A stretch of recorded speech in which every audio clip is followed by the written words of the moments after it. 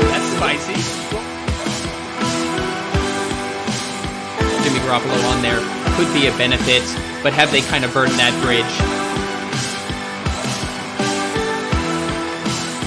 We'll say this. Gardner Minshew is the best backup in the NFL. I love Gardner.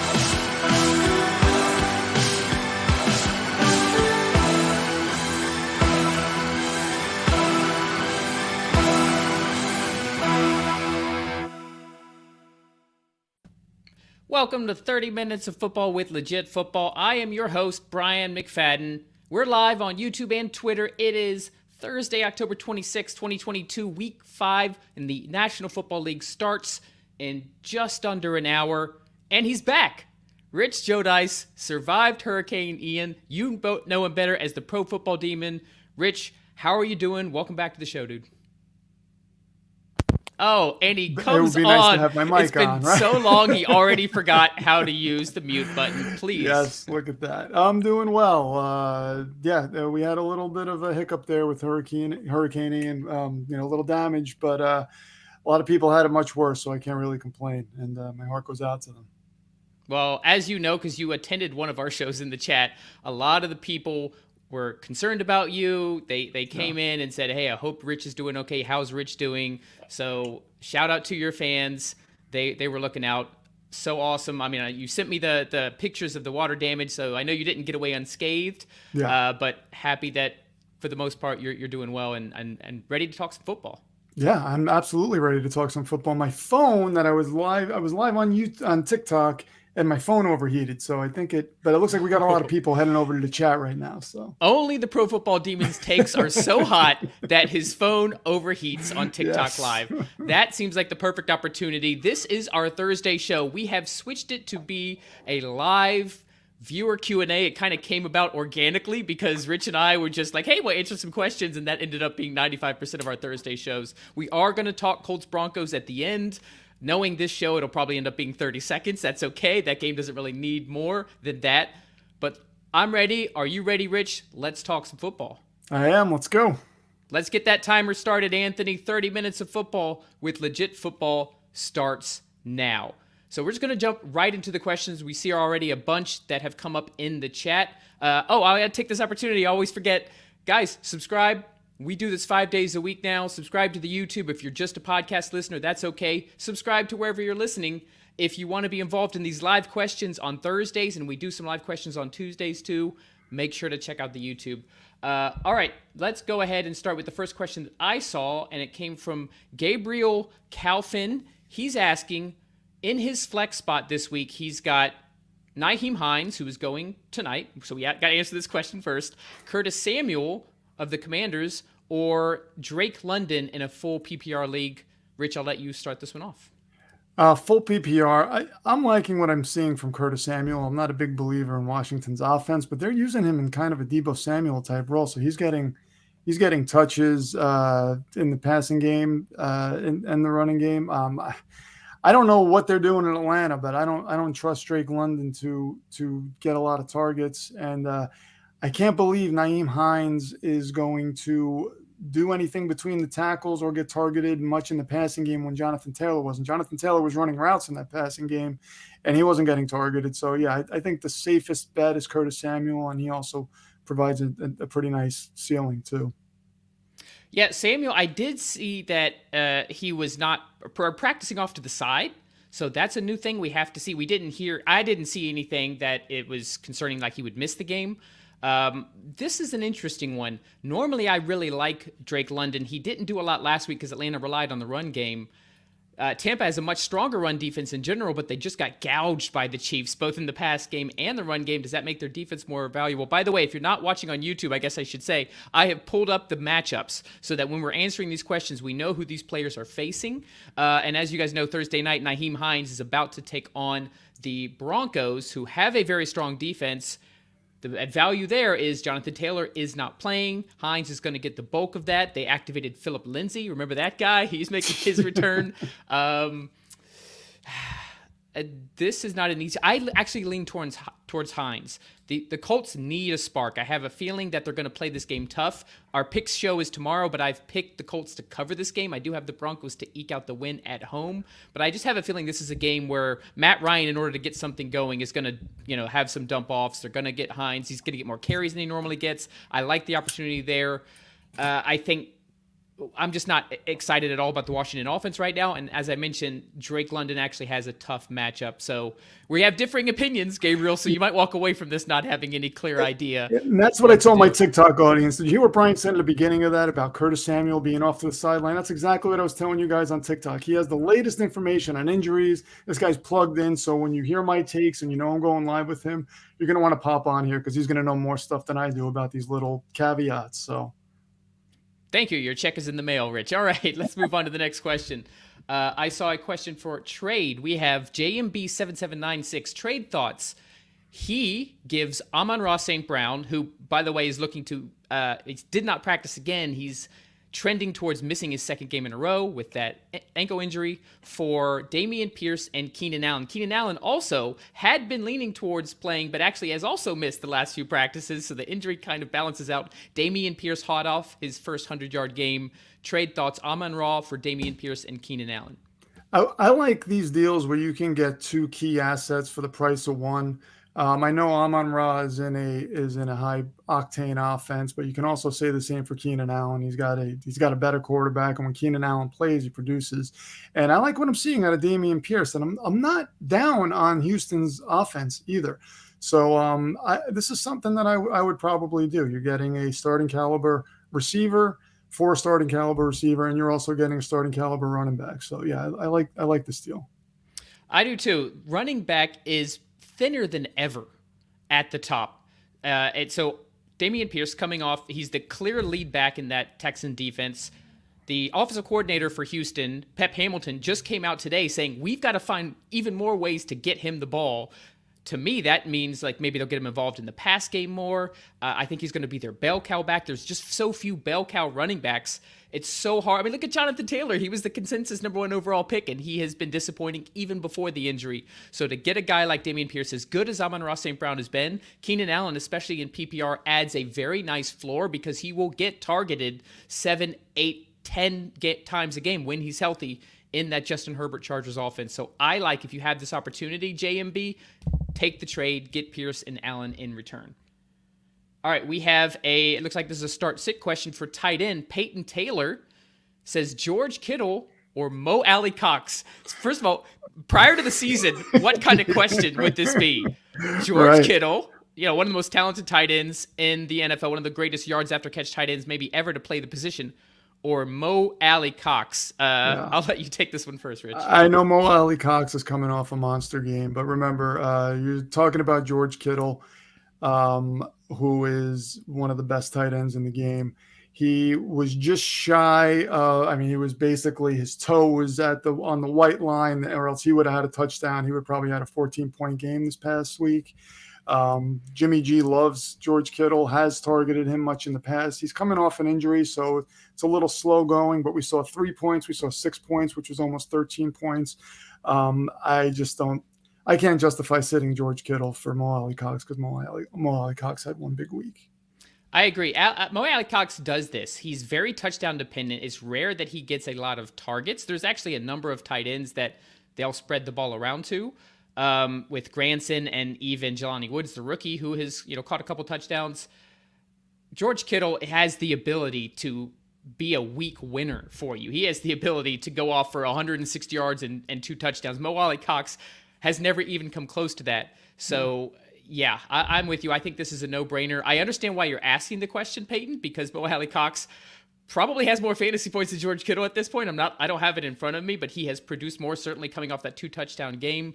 But one of the reasons you haven't seen that production from Kittle is he has been injured, so he's still getting back to 100%. Number 2, they're using him more to block because the left tackle Trent Williams is injured, and they need that extra protection to protect the left tackle that's replacing the all-pro Williams. So you're going to get more opportunities from Kittle. He has an established rapport with Jimmy Garoppolo. Maybe there'd be an uncertainty if Lance was still in, but to me, go with Kittle. Don't get cute. Don't overthink it. Yeah. All right, shout out to Loco Monkey Sports. Nice to see you in the chat. He says straight up, do I drop Travis Etienne? Loco Monkey Sports, I would not drop Travis Etienne just yet. And he reminds me of Alvin Kamara. I'm not saying he is Alvin Kamara, but he has that type of skill set. Similar skill set, yeah. Yeah. And I mean, he can be big in the passing game. If anything happens to James Robinson, remember James Robinson is coming off that ACL.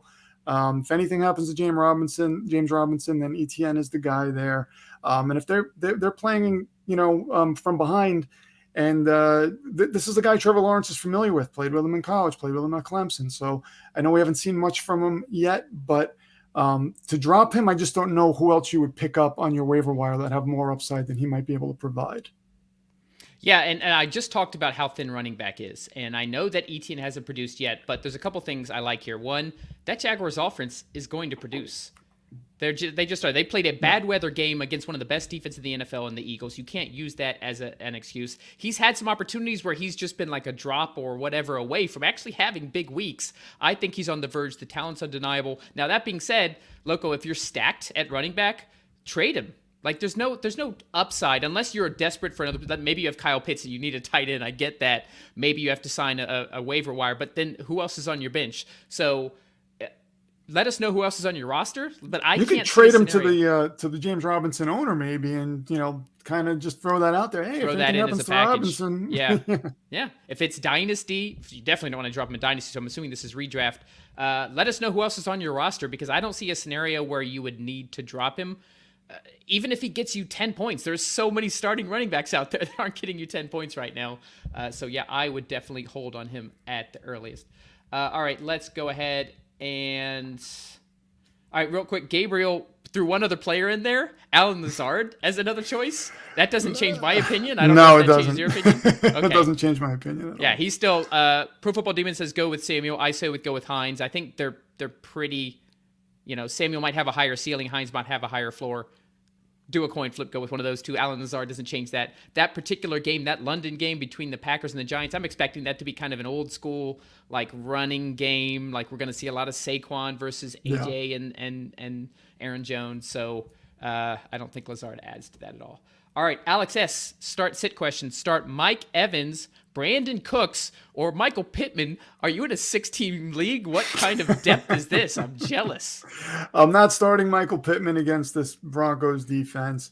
Yeah. And then it comes down to Mike Evans or Brandon Cooks, and I'm going Mike Evans every day. Yeah, I mean, Pittman is probably going to be locked up with I drew a blank. The starting quarterback for Broncos. Yeah, I'm drawing a blank too. Brain fart. His dad played in the NFL. I remember that. Yes. It's so crazy. I have in my all-22 league. Anyway, yeah, another one of those games that I think is going to be defensive. It's going to be low scoring. Take the under on this, guys. Colts, Broncos. This is not going to be a shootout. Let's bring up the schedule. I know Evans is playing the Falcons. The Texans are playing, I think the Jaguars. And you know what? Brandon Cooks actually finally started to produce last week. Evans is going to be locked up on A.J. Terrell. Terrell just shut down Amari Cooper. Mike Evans has actually shown to be shut down by top corners. Marshawn Lattimore usually owns him. So that's my one concern with Evans, is I do think since he's the healthiest receiver on the Bucs that they will put Terrell on him. Cooks might be your best bet here. Why am I not seeing Houston up here? There we go. Yes, yeah, Jacksonville Jaguars, who have a good defense, but their secondary isn't exactly shut down. I think Jacksonville's going to be scoring points. Houston's going to be probably playing from behind. Did you say Evans was your pick? I said Evans was my pick. All right, so we're differing again. Yeah. I say not a huge difference. I'm going to give the slight edge to Cooks there. Evans will be heavily targeted just because there's not a lot else there in Tampa Bay, so I can't fault that logic as well. All right, Jimmy Ray. Jimmy, shout out NFL Stats. Jimmy Ray. What's up, man? Always nice to pop in, even on the days he's not on the show. Yes. Is Clyde Edwards-Helaire the real deal in fantasy now? He's RB4 in full PPR currently. I am not buying into the Clyde Edwards-Helaire hype. I've said it before. I still think he's a sell high. I don't think he's getting significant. Patrick Surtain. Sorry, it just popped into my head. Surtain. I couldn't think of his name. Continue. I just don't think this is something that's going to be viable throughout the season. It seems like he's almost getting in the end zone by accident. they're basically splitting carries with Isaiah Pacheco. We're still seeing Jerick McKinnon in there getting some targets. So, this is like a three-headed monster of a backfield. Patrick Mahomes has said he's going to target whoever the hot hand is. I don't know that Edwards-Helaire is in that conversation. He just happens to be. I mean, he did that little magician move to get him the ball in the end zone. That just kind of happened by luck. Cool. So it was pretty cool, yeah. But they didn't create that play for Clyde Edwards-Helaire. I'm not buying into him.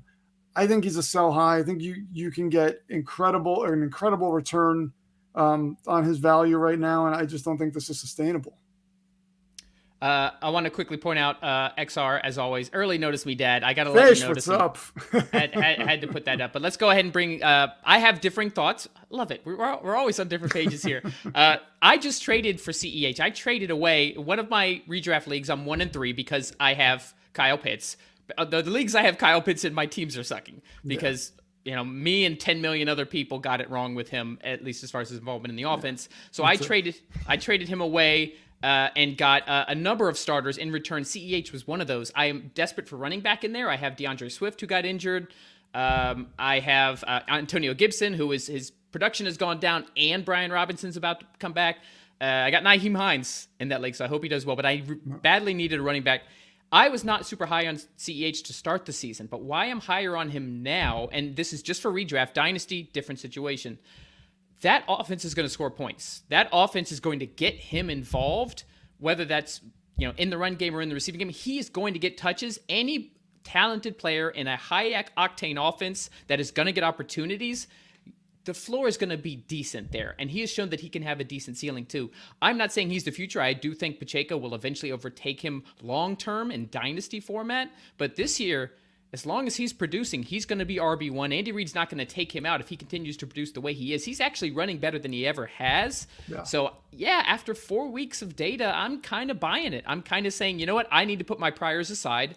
I was with Rich preseason on Clyde Edwards-Helaire. Now I'm like, I'll trade away Justin Jefferson and get a bunch of starters, and one of those guys is CEH. By the way, I also got Tyler Higbee, and I'm going to be starting him over Kyle Pitts. It makes me sad. But, you traded Justin Jefferson or Kyle Pitts?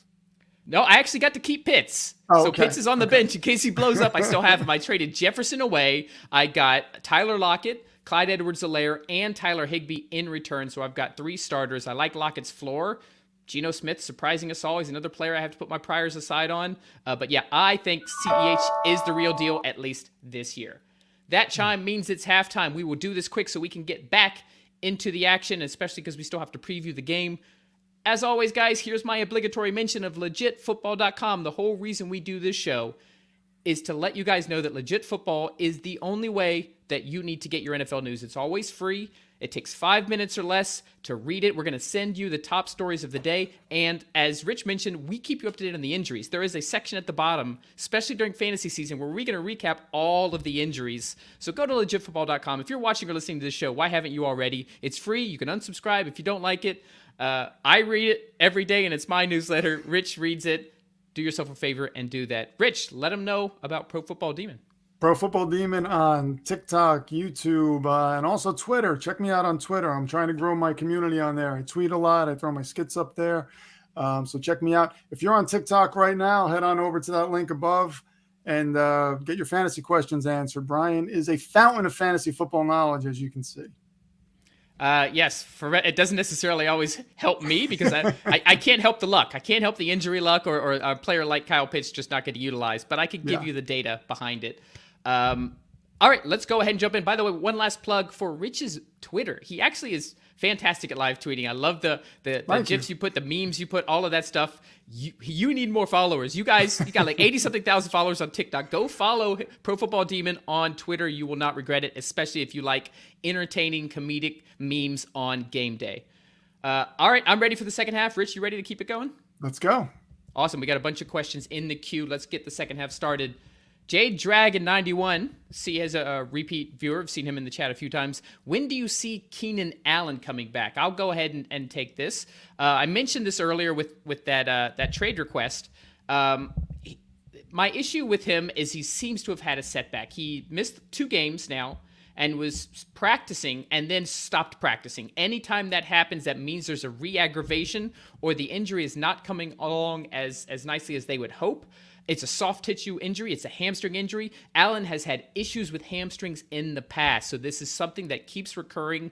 I don't think this is a season ender. He will be back. They just need to manage it.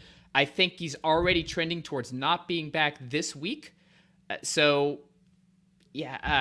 hard to say. It's not one of those like he needs surgery. It's going to be 4 to 6 weeks. It's management. He just needs to rest. The hamstring needs to heal. There's not really anything they can do other than not to overdo it. I'd like to think he's back for week 6, but with this setback, it could be another week or two. I don't think this is something that's going to take 4 or 5 weeks, but it could be something that actually takes another week or two to heal, which could mean he won't be back until week 7. Rich, do you have any thoughts on this? What Brian said. Yeah, there you go. Just ditto. Just ditto. All right.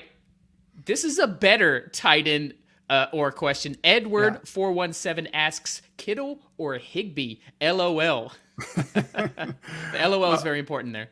I'm still in the Kittle camp. He's an uber stud. I don't know that I would get cute. And for the thing that always happens with me is I will sit a guy like George Kittle and then he'll have that monster game. That's why I'm still starting Kyle Pitts, because I believe in the player.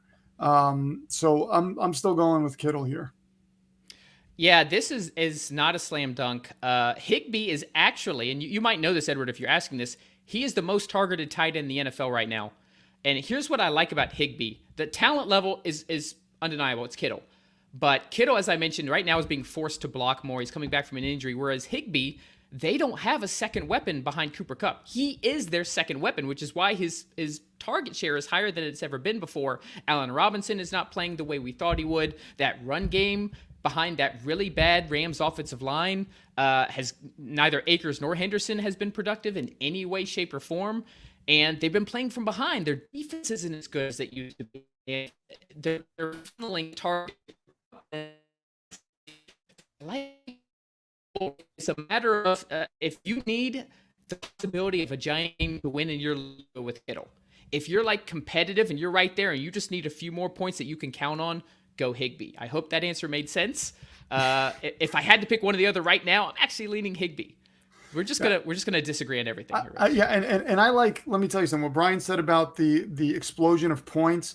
At the end of the season, sometimes 10, 20 points is the difference between you making the playoffs or you missing the playoffs. So that's why when I see players like this, it's hard for me to sit them, even though they might be struggling for a little while. Well, I'm going to reframe that slightly. Higbee is the type of player that can get you to the playoffs. Kittle's the type of player that can win you the championship. Yeah. Okay. So if you have both, you can maybe play matchups. And then just try to get to the playoffs and then probably just leave Kittle in your lineup if you make it to the fantasy playoffs. That makes sense. All right, got another start-sit question. Peyton Taylor again says, should I start Travis Etienne or Jeff Wilson Jr. this week? Bring the schedule back up. Yeah. We mentioned that the Jags are playing the Houston Texans and the 49ers are playing the Carolina Panthers. I feel more confident with Jeff Wilson in this scenario. The way Jacksonville has been playing, I mean, they can put up points. I just don't. I see Etienne as that guy who, in a game, if they're trailing, he can get targeted in a passing game. That's where he's going to have value. If they take a lead, I think they're going to lead on James Robinson. So I'd feel more comfortable with Jeff Wilson. Are you going to disagree with me? Actually, I'm going to agree with you here. Okay.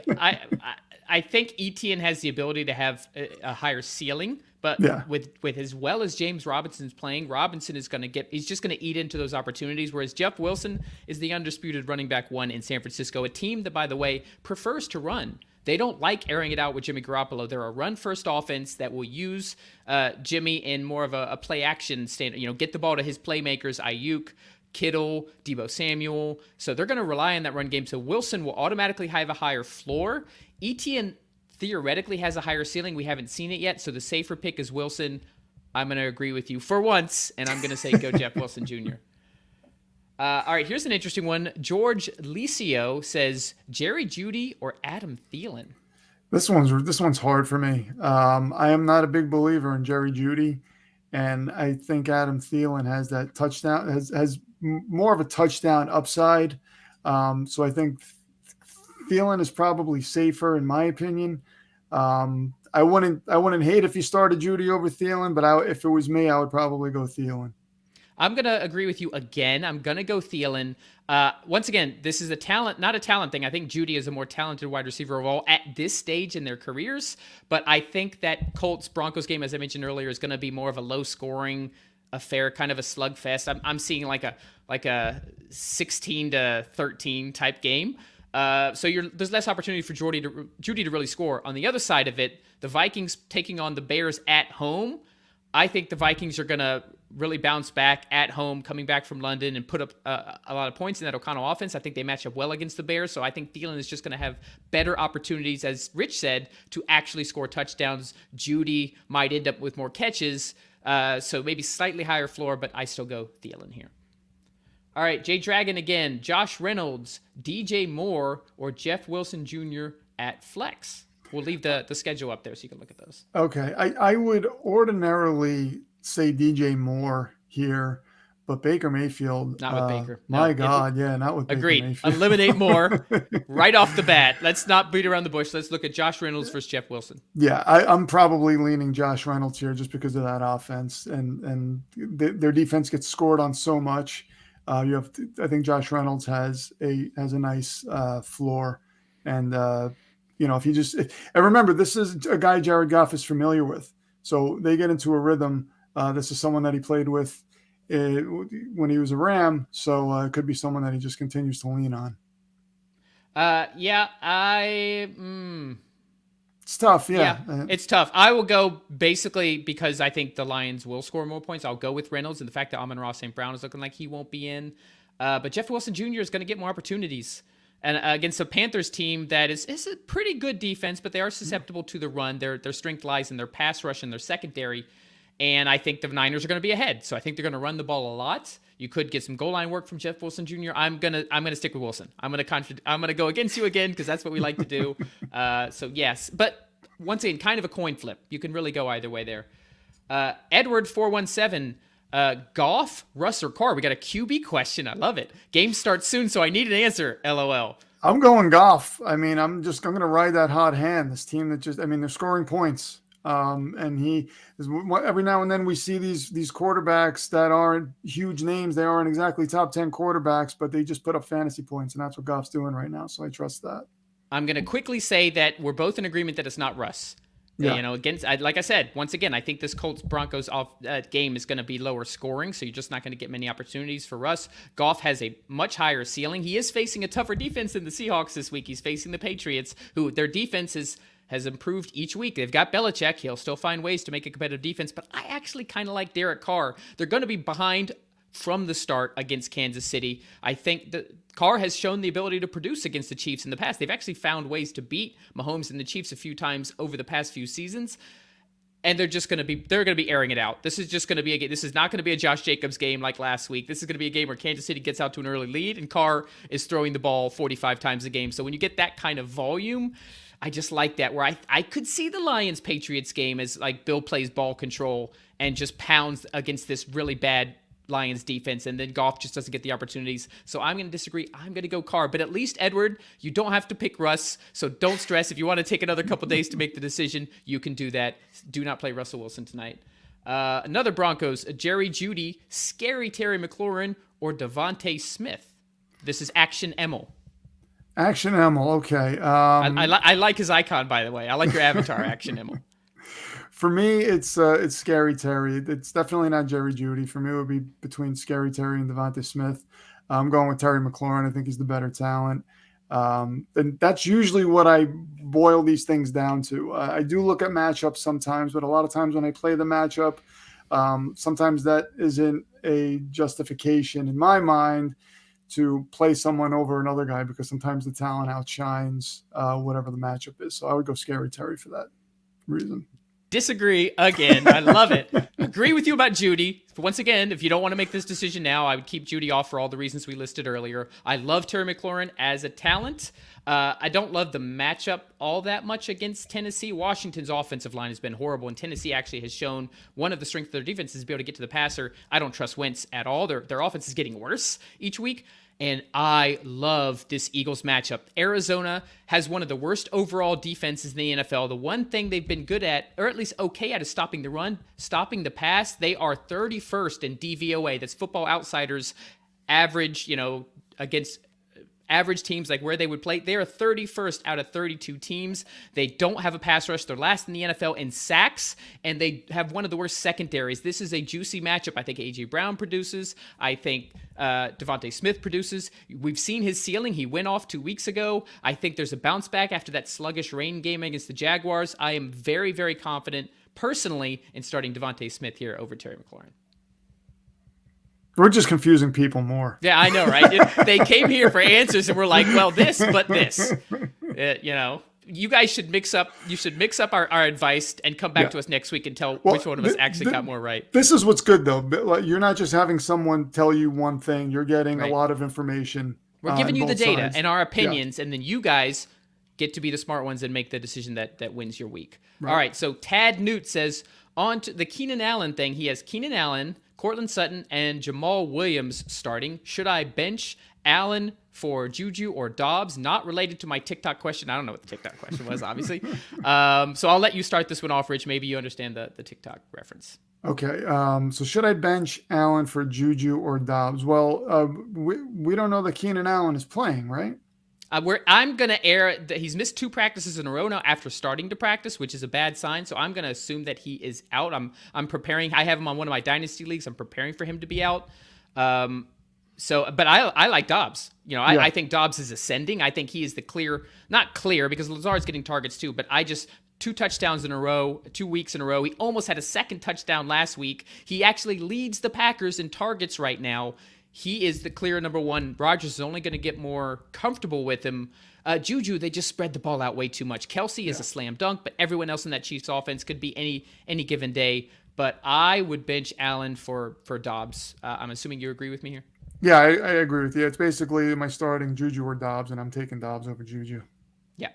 Another Broncos question, so we'll try to get this. We'll probably go into overtime and quickly pick the Broncos Colts game. Alex Murray says Melvin Gordon or James Robinson / Curtis Samuel. I don't know if that's a trade question or a start sit question. The slash is throwing me off. I think it's, are you starting Melvin Gordon or would you start James Robinson or Curtis Samuel? That's the way I'm reading That's it. how we'll take it. Okay, quickly run with that. We got just over 2 minutes left. I love James Robinson. Seeing what he did last week, I think they can lean on him a lot in this game. I think they can take an early lead and just ride him. So I would probably go with James Robinson. Yeah, I agree too. I think that Jacksonville's going to want to run the ball. Houston is susceptible to the run.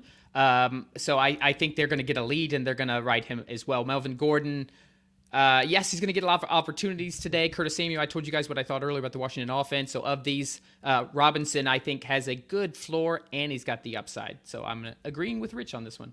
And here's another question. Dustin Graham asks, Cortland Sutton, Curtis Samuel, or Jamal Williams at flex in a PPR league? Look, I'm going with Lions.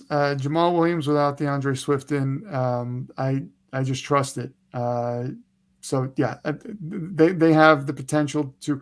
I know they're playing the Patriots, but I don't think this offense is going to let up. I think if they get on a roll, they're just going to keep on going. So I probably trust Jamal Williams more there. I want to say Sutton, man, but I trust this Lions offense to score more points than I do with the Broncos.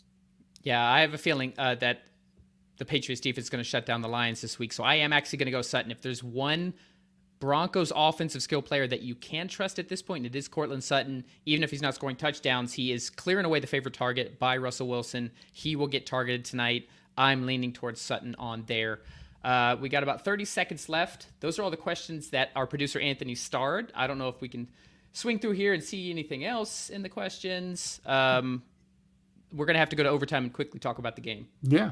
Oh, we have some people tell us. Pat Surtain. Sorry, I just saw the answer. Thanks, guys. Let's see. Scrolling through. Loco Monkey says, go Broncos. Yeah, he's a Broncos fan. Jimmy Ray says, thanks, guys. Colts are getting the W tonight. We're just We'll see, Jimmy. highlighting random things here. All right. That gong means we are at the end of the game. Let's go ahead and put 2 minutes on the overtime timer, Anthony, and we'll quickly just preview the Thursday night game because this is technically the Thursday night preview, right? All right, so we have got the Denver Broncos at home hosting the Indianapolis Colts. Broncos are 2-2, coming off a loss to the division Raiders, and the Colts are 1-2-1 because they started the season tying the Houston Texans. They did beat the Chiefs, but then fell right back down to earth in a division matchup against the Tennessee Titans. So both these teams coming off losses. Denver's got actually one of the best defenses in the NFL. Their offense has started to look slightly better. It looks not as much of a disaster as it did early in the season. On the other side of the ball, no Jonathan Taylor for the Colts. No Darius Shaq Leonard for the Colts. They're losing key players at prime time. We had Jimmy, who's a Colts fan on our show, saying that Matt Ryan has got like 10 fumbles. What are your quick thoughts, preview, and game pick for this? I think the Broncos are favored by 3.5. I think what we're seeing with the Broncos is I don't think they're well coached, but with Russell Wilson, I'm not as down on Russell Wilson as other people are. I just think this is a guy, it's a new offense, it's a new situation for him. I think he's just feeling his way through. I think he'll settle in and relax at some point. He's trying to be more of a pocket passer now than the type of Russell Wilson passer that we used to see, which is more of a Kyler Murray type situation where he would move around a little bit. We're seeing him do more and more of that. So I think Russell's going to start taking over the offense. I think he's going to lose faith in the coach. He's a nice guy. He's going to do what the coach tells him. I think he's going to grow a little tired of that, grow a little tired of the criticism. And I'm picking the Broncos to win this game.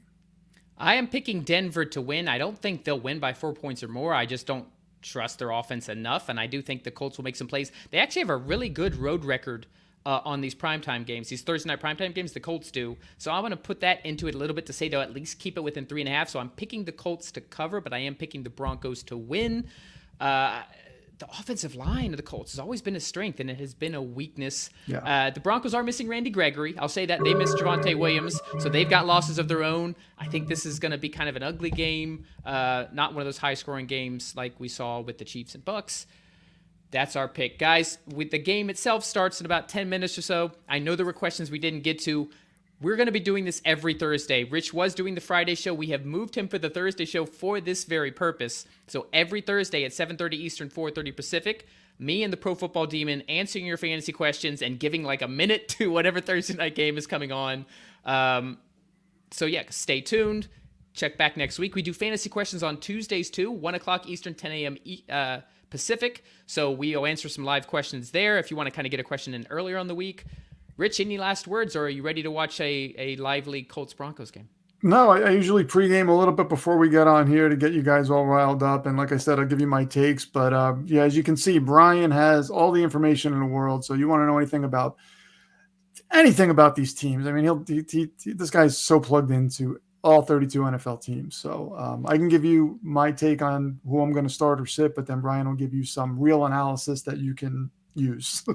I'll say this, guys. Anybody who had fantasy questions that they want answered before this weekend, just hit me up at Twitter. You see at the top of the YouTube screen @_legitfootball. Just tag me, ask the question. I'll answer there, and I'll tag Pro Football Demon as well, and we'll both give our opinions. They'll probably be different, and you'll be stuck with your own answer. But at least we'll give you the data. So check us out on Twitter. We'll both be live tweeting. Enjoy the game, guys. Thanks for watching and listening. This has been 30 Minutes of Football with Legit Football.